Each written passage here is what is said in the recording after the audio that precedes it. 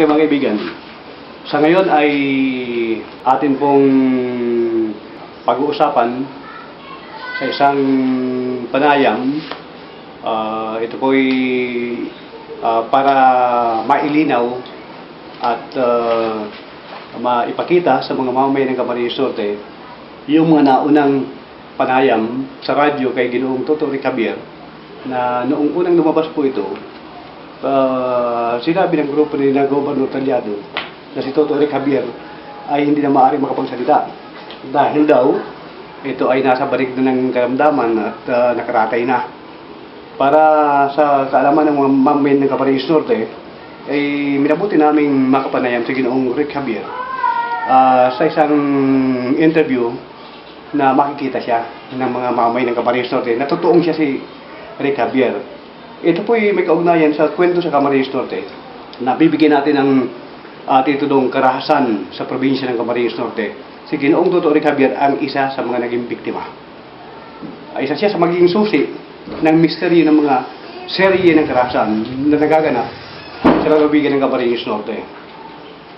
Si Ginoong Toto Javier atin ang nabanggit noon sa mga panayam sa radyo na siya ay isang dating humahawak ng wedding operation, local wedding operation sa probinsya, at siya rin ang naging kolektor ni Gobernador Talyado sa mga share nito sa mga small scale mining area, sa mga kabudan sa probinsya. O na siguro sa ating panayam ngayong araw na ito, ngayon po ay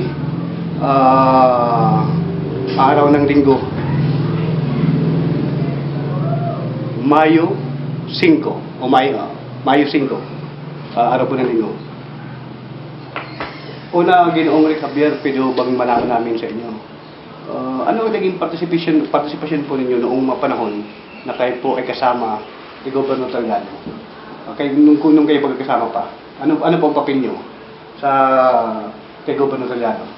Nung nagsimula kami magsama ni Gobernador Talyado, nung manalo siya ng protesta niya kay Gobernador Ticoco. Pangalawa, nung tumakbo siya ng second terms sa pagkagobernador, ang naging papel ko ay doon kami lahat, nilagay namin lahat ang mga tao sa bagasbas. Lalo na itong mga dating katgo na kung titignan natin ay ito yung mga goons. Doon namin nilagay sa Government House sa bagasbas. At ang malaking naiambag ko kay Talyado ay nagbigay ako sa kanya ng 3,000 araw-araw sa loob ng 45 dias natapos yung eleksyon. Sa pinapakain namin yan sa mga tao doon, sa mga kapgo, pati na kami, lahat ng Bolivar doon. Ang ginagawa naman ni Atty. Mata, siya nanggagaling sa kanya lahat ng order.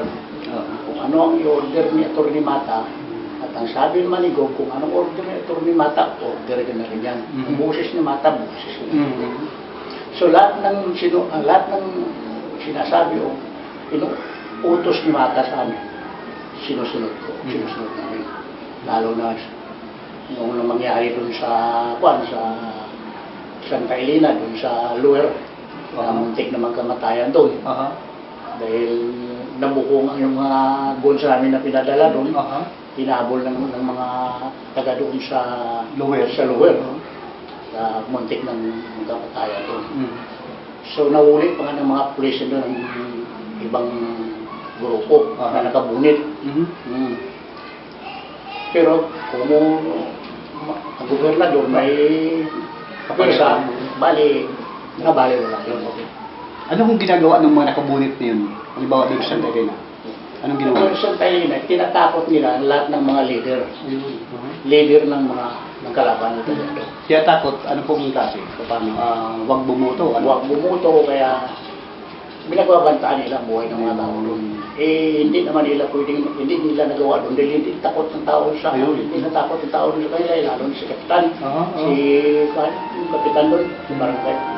So, sa madaling sabi pala, kung gagawin uli ngayon, ni Gobernador Talyado ang ganun, sa pamagitan ng mga goons, magbantay lang ang tao. Dapat. Oo. Ang dapat yan siguruhin palagi, lalo na sa mga liblib, sa mga laylayan na lugar. Dapat may mga tao din doon na nakabantay o kaya pulis, kung ang pulis ay hindi kakampi. No? Okay. Okay. Noong panayam natin sa inyo sa radyo, nabanggit nyo doon na isa kayo sa intusan na pumulikta ng mga share sa minahan sa Camarines Norte. Pwede bang mabanggit kung saan-saan ka nang ulikta o sino-sino ang mga kinuliktahan mo na mga mining area sa Camarines Norte? Doon sa Sapang Palay lang. Kasi nung magkaroon kami ng relasyon ni Italiano, nagkaroon kami ng nagdikit kami ni Italiano, nagtiwala sa akin na doon. Siya mismo nagtawag sa akin. Nato, sabi niya, papilan mo itong Sapang Palay. Kumulikta ka doon ng share ko. Dahil ang share na kinukuha ng tax force ko doon, no, ni Major Alura, sa kaniro ni Bardon, medyo nagkakagulo-gulo eh. At maliit ang dumadating sa akin, kaya papilan mo doon. At ako nang bala kay Alura sa kay Bardon. Ayun. So nagsimula ako doon ng mulikta ay nung kasagsagan ng high grade doon sa Sapang Palay. Marami akong nakuna ng share doon. Tulad dyan ang yung B53 tsaka B54, si Ronnie Habita na may-ari niyan na nabutas na yan. Ang nakuha ko doon mga 43,000. Tapos itong plus pa, nagbigay pa kami ng bracelet sa kanya na nagbibigat ng 250 grams ng katulad ng pusas na pulis. Ng pulis katulad sa pulis. Ginto yun, purong ginto. Paano yun? Yari na Yari na yan. Pusiras. Tapos mayroon akong nakuha doon para kay ma'am na 120 grams. Papagawa daw ni ma'am ng kwintas. Tapos nung birthday ng anak niya na si Alvin, nagpakuha rin siya sa akin ng 60 grams. Yun ang nakuha ko doon. Tapos itong mga sasapang palay ng mga financier rin tulad ni Paitan, nakakuha ko ng mahigit dyan 100,000. Itong Sky Pukoy Obo, nakakuha din ako ng mahigit 100,000. Kay Bobby, yung Bobby din yan, po, hindi yun habitan, apelido, Portillo, ito ni Naroni, 200,000 ang nakuha ko doon.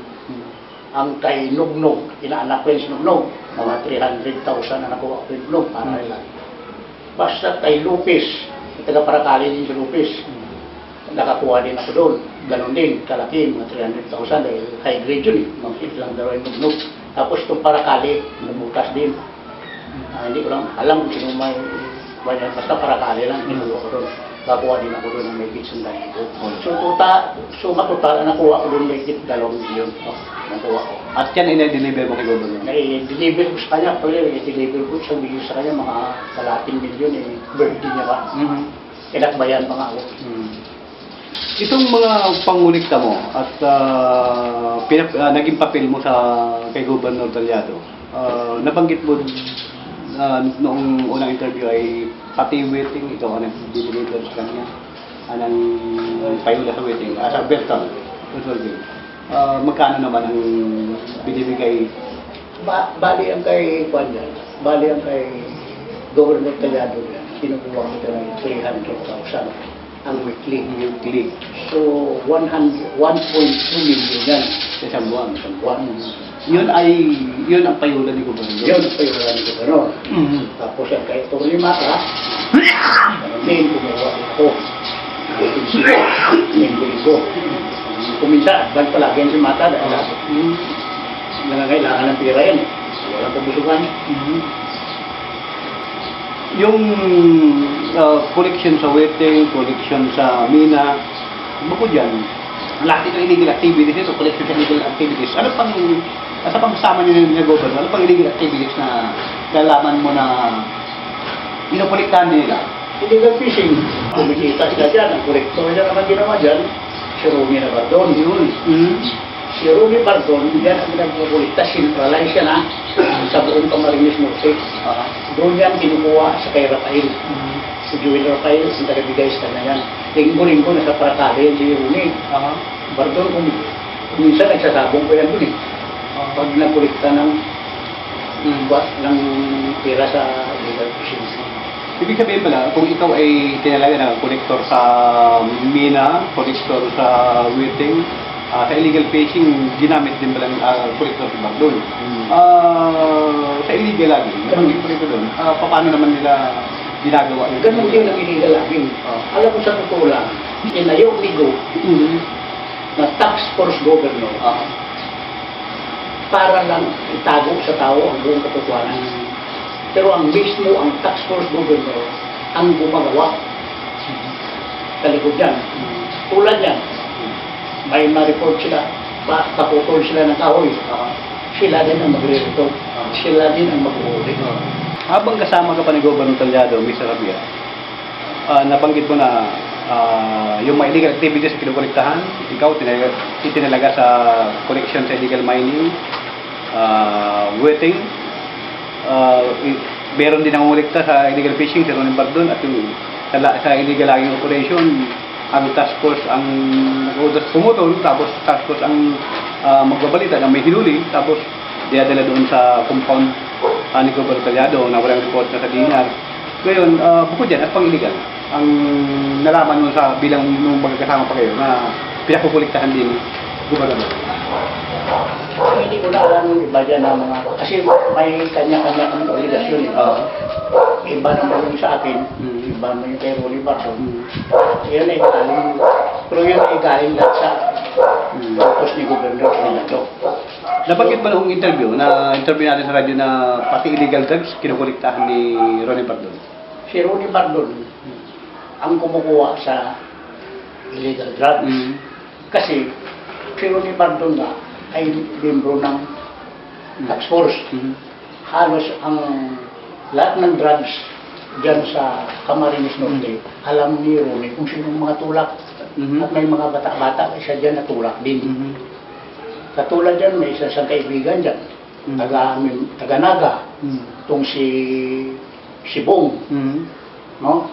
Si Bong yan ay membro na may may junk shop din sa Naga. At siya ang pinaka-leader yan ng R6 Motorcycle Club. Si Ronnie Bardon, isa yan sa membro. Ang lahat ng drugs na galing sa Naga yan. Dito dinadala sa Camarines Norte. No? Ang nagdadala dyan, kung hindi si Una, alam ni na Ronnie yan kung sino may dala dyan. Kasi kasabwat na nila itong... Una, yung si Tutoy Una, yung nahuling wanted na gun for hire, yung hide killer na si IDG. Noong nakaraang taon. Ano? Yun ang una, Tutoy Una. Okay? Ibig sabihin, career din pala ito ng droga sa Camarines Norte. Yun ang isa sa nagad. Kita mo nung makulong si Una. Sino ang nagpunta sa kanya? Sa jail. Si Atty. Butor at si Ronnie Bardon. Yung nahuli sa labo na may Ingram. Sino nagpiansa doon? Si Ronnie Bardon. O yung dating kapgo. Ang dating kapgo. Kasi mga kasama namin ng mga dating kapgo na kilala ko lahat yan. Pati si Igos, kilala ko yun. Kasi nga, ay nakasama namin sila sa Bagasbas. At yan sila lahat, ay si Mata nag-handle. Si Mata may ikuha niya nagkuha sa kanya. Lahat ng kapgo. Dating kapgo. Okay. Sa kabila ng mga naging pagsasama niyo ni Gobernador Talyado, mukhang malaki ang naging papel mo at ikaw ang nagdi-deliver sa kanya ng kumbaga pondo, pagkakakitaan. Noong October 20, 2011, nabalitaan namin ang isang shooting incident at pag-ambush sa kung saan yung kasama mo ang tinamaan. Si Rom Alarmano, ito'y nangyaring October 20. Ngayon, simula noon, hindi ka na makita sa Camarines Norte at umalis ka na. Ngayon, nalaman mo ba kung sino o at anong dahilan bakit kayo inambush? Ano yung pangyari yun?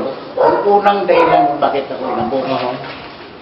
Marami na kasi kami mga bagay na hindi mapagkasunduan ito rin mga una-una yung pag-utos niya sa akin na maghanap ako ng tao na itumba si Vice Mayor nun. Dalawang beses niya sinabi sa akin, hindi ko sinunod. Si Vice Mayor nun, ang Jose Panganiban? Okay. Ngayon, itong si Mata, nalalaman niya na may dinadala ako ng mga ginto. O, kay Gug, ako nagkukuha ng share ni Gug doon. Inihiritan, gusto niya mag-PR din ako sa kanya. Inihiritan niya ko na bibigyan ko rin siya ng ginto. Eh, bakit? Sabi ko, mag-gobernador ka muna. Ayun. Kaya doon sa Nasar, kinargahan niya si Gug. Sila ni Rooney nagkaisa sa sobrang ng inggit sa atin. Okay. Una-una, bakit daw nakabili ako na yung Everest, na Ford Everest. Ang hindi nila alam, na yun ay pinagbintahan ng bahay ko. 3 milyon ang nagbili, inaanak ko sinugnog. At binigyan pa ako ni Rooney. Kanina, Mr. Javier, tinanong ko, nasa kabila ng naging ginampanan mo sa Governor Talyado, marami kang ipasok na kumbaga pondo, pera, galing sa iba't ibang collection mo, sa illegal activities, naganap sa'yo isang ambush na natanggalan ng mata yung kaibigan mo, si Roming Alarma, nung mangyari yun, noong October 20, 2011. Ngayon, nakita mo ba, nalaman mo na kung anong motive doon? Kasi umalis ka na sa Camarines Store eh. Yung motibo, binanggit mo kanina kasi yung ang isang motibo doon, yung hindi mo pagsunod sa utos na humanap ng papatay kay Vice Mayor sa Paniban. At yung inggit ni Mata na hindi mo siya nabibigyan ng ginto. Sa madalang siya nag-Governor Talyado, nabibigyan mo ng ginto. Bukod yan, anong nakita mo na ang mga dahilan pa? Bakit pinag-initan ka? Talagang gusto kang itumba na. Gusto kang patayin. Hanggang ngayon, parang ganun din ang nangyari na parang pinapahanap ka, papatay ka. Kasi ang nangyayari nga dyan, nung magbili ako ng Ford Everest, ang akala nila, kumikita na ako ng malaki. Doon din sa Kaburan, doon sa Sapang Palay. Eh, di nila alam yung pagbili ko ng Everest, ng Ford, ay galing din sa pagbili kong bahay ko, 3 milyon na nagbili, sinugnog yung mga anak ko. Tapos nagkaroon pa ako ng balato sa kay Rooney Abitan, kapatid ni Rugnog, ng 1.5 milyon. So yun ang binili ko, ang 900,000 na Everest. Doon sila nainggit po doon. Lalo na itong si Mata. Dahil si Mata, ang gusto niya ni Mata, na mag-PPR dito sa kanya. Sino si Mata? Bakit ako mag-PPR sa kanya? Hindi pa siya si Mata, hindi pa siya kilala na wala pa sa Talyado. Kumikita ako ng malaki dito sa waiting, sa virtual. Eh, bakit ako susunod sa kanya? Eh, kaya sinabi ko sa kanya, mag-gobernador ka muna.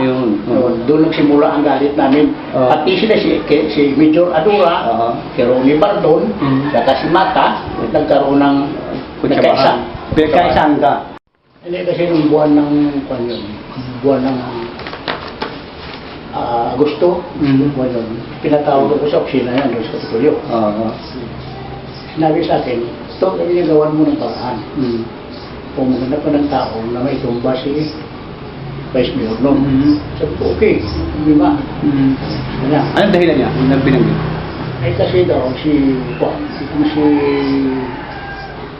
Vice Mayor ay sinisira ang pangalan ni Governor. Nagpakuhan siya ng mga sulat na si Governor daw ay naniningil sa mga planta, sa may-ari ng mga planta doon. Ay yun ang sabi ko, alam ba ito ni Hari-Hari? Sa kanya, hindi ko yan sasabihin siya. Basta po anong sabi ko, parang sinabi na rin ni Gug sa'yo yan. Parang si Gug na rin may sabi na yan. O sige, sabi ko, hanap ako ng tao.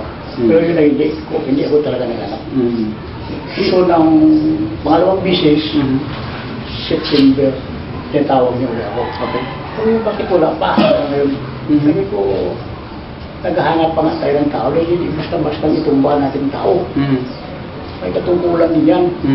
Kaya sabi ko, paghanap tayo ng pipitsoging yan, pag nag-disglass yan, ikakanta ko. Eh di sabi niya, hindi ako damay yan. Tao mo eh, ikaw mo. Sabi ko, sige, basta bigyan mo pa ako ng unting panahon. Yun ang isa sa siguro galit sa akin. At pinagkaisahan ko nila ni Major Adora at ni Rooney. Kaya nga, September yun, September yung ikalawang utos. Ngayon, pag October 20, yun ang inambos na kayo. Oo, inambos na. Pero talagang hindi ko siya sinunod.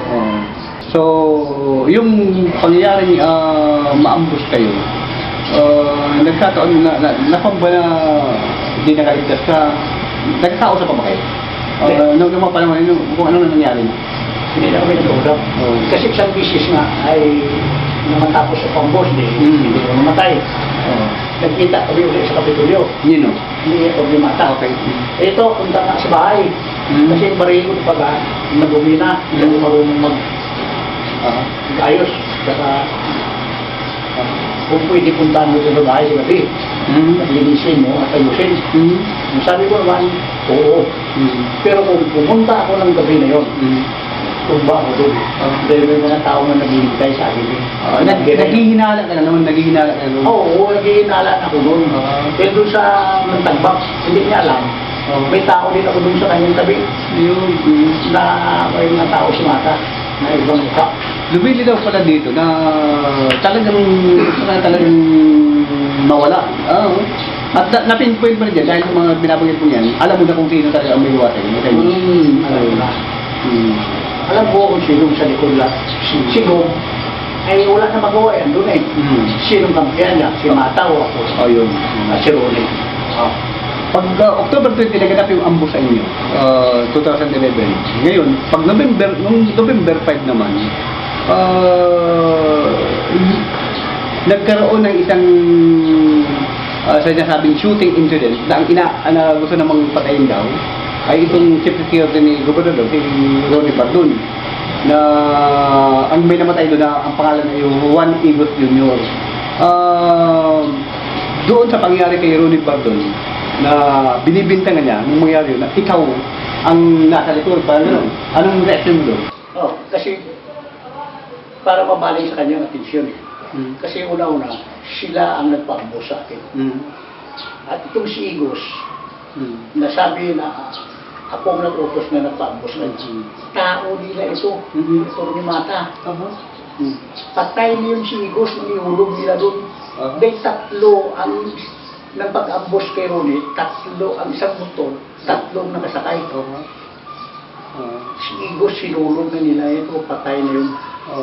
Sa investigation ng pulis noon, natandaan ko pa, na ang sakay ng motor, sabi sa report na nilabas nila, si Bares sa pulis, si Magana at Poblete, yun yung involved nila noon. Pagkatapos, si Igos daw, nakasakay daw sa likod. At yun ang tinamaan pagbaril ni Bardon. Na yun ang ibig mo sabihin, yung pangyayari kay Juan Igos Jr. ay scripted yun at dati lang patay? Scripted yun, dati na yung madaling araw patay na yun.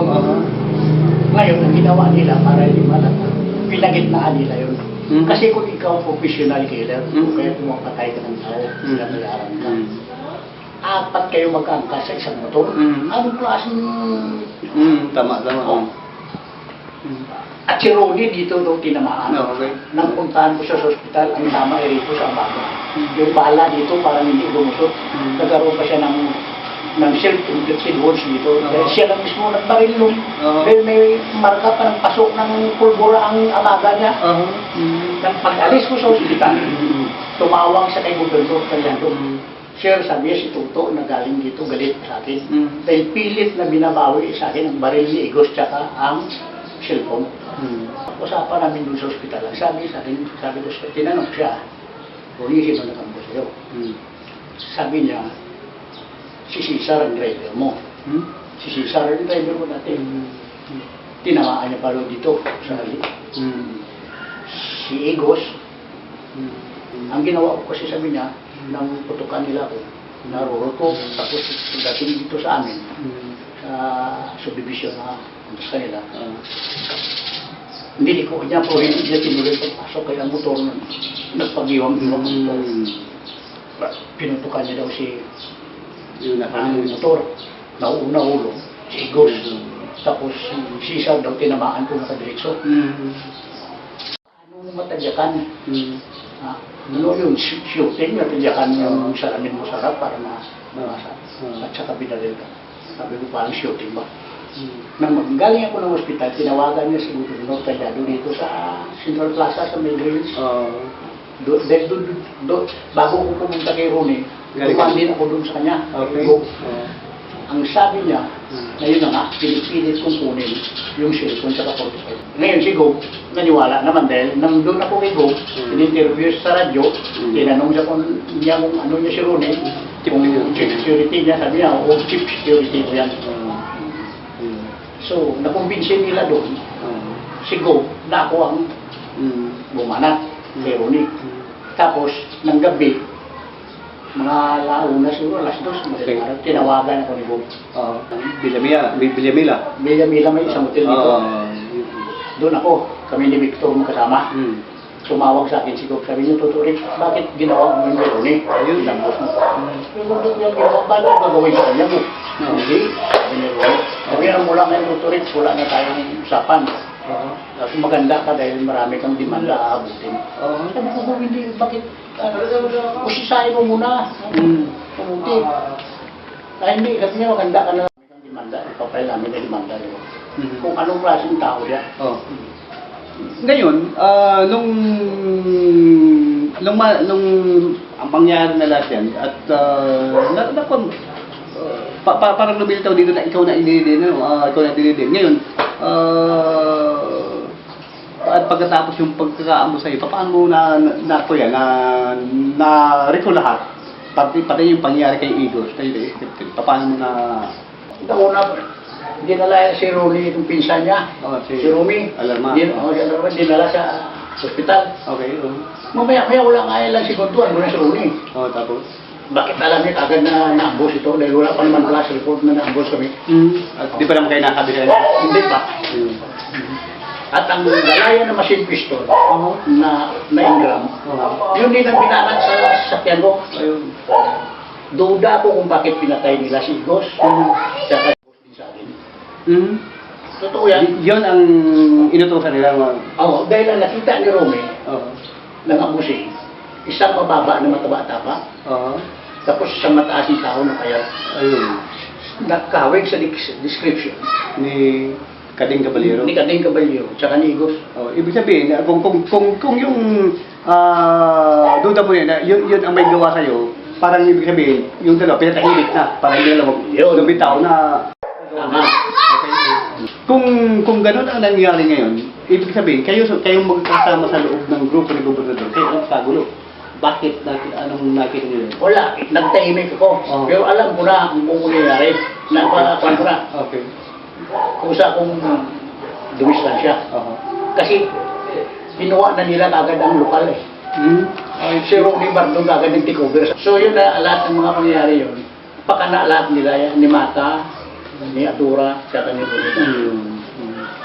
Pero ako, hanggang ngayon ay diba ko lang, naawa rin ako kay Ronnie. Ang nangyari sa akin, ang nangyari kay Igos, ang nangyari kay Caballero, mangyayari yan. Maaari mangyari na niya. Yeah. Pwede din siya isakripisyo. Ako naman initi nila. Na ako naman ang pambos kay Ronnie ulit. Nakasama mo si Talyado, si Gobernador Talyado.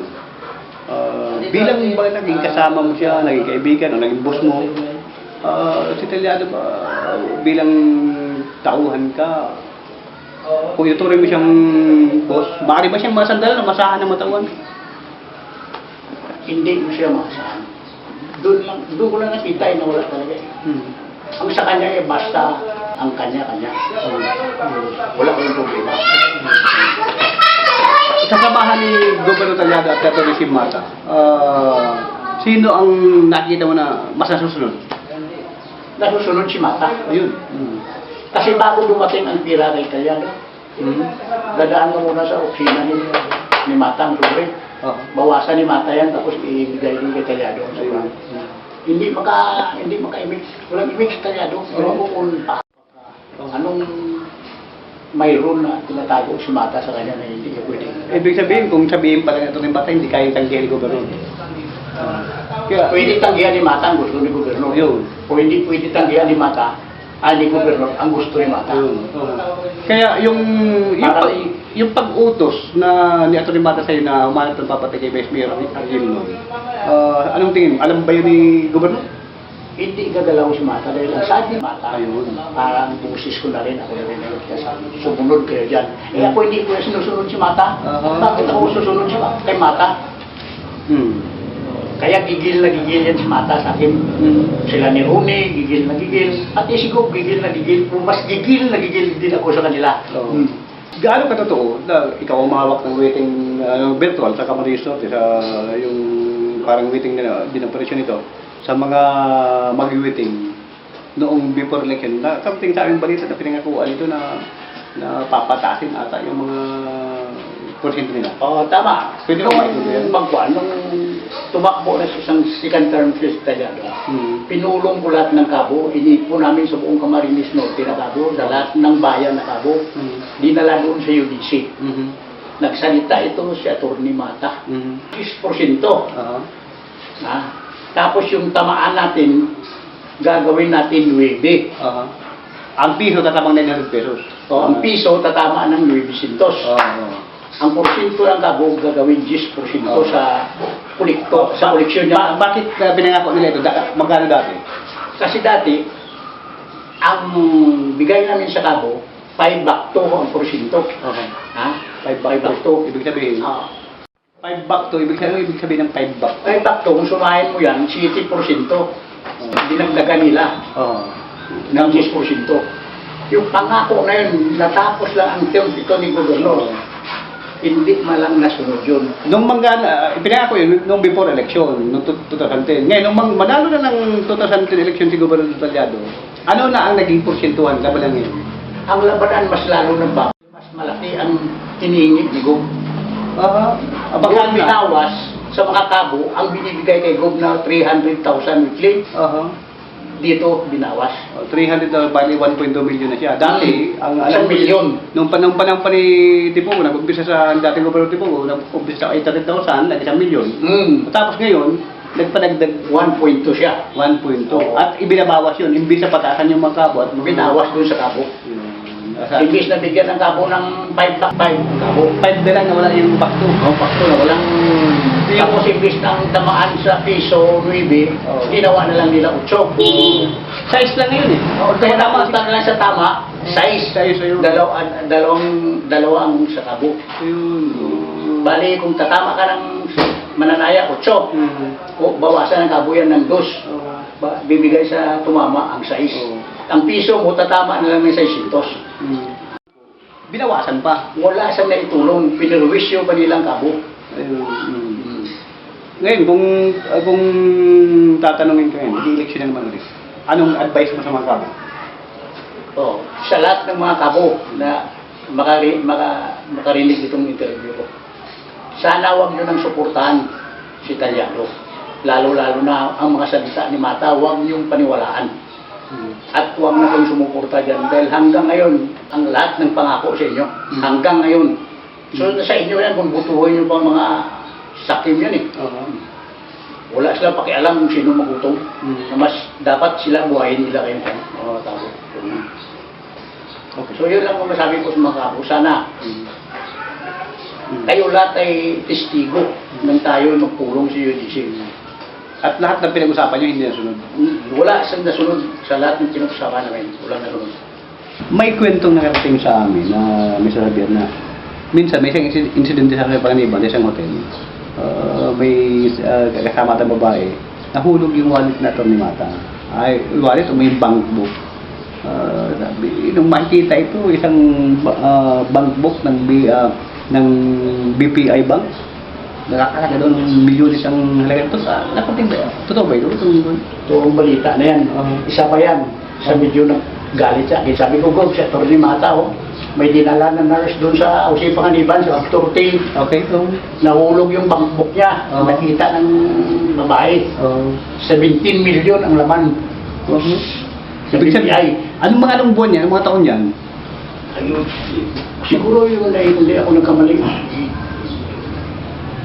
Mga August din yun. August 2011. Ay, di ba? Parang isang taon pa lang sila sa pwesto. Wala pa nga isang taon. Wala pa isang taon. Kaya kung naka-17 milyon siya. Wala pa isang taon na pwesto, may 17 million na sa bank book si Atty. Mata. Sabi ko, playboy masyado yung administrative ano? Yung legal officer. Okay. Oo. Dito tayo siguro sa isang tanong na kung saan siguro mahuling tanong na ito. lahat ng interview natin ngayon at yung interview dun sa radyo, si Toto Rick Javier, nagdisinungaling yan. Anong reaction niya? Kung gusto niya, kayong tatlo, sabay-sabay ni Rudy, magpalay detector test tayo, kahit saan.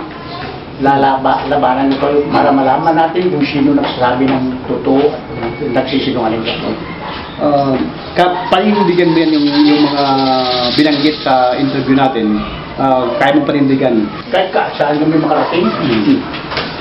Tulad dito, itong sinumpang salaysay ko, na naging testigo ako dito ni Vice Mayor noon.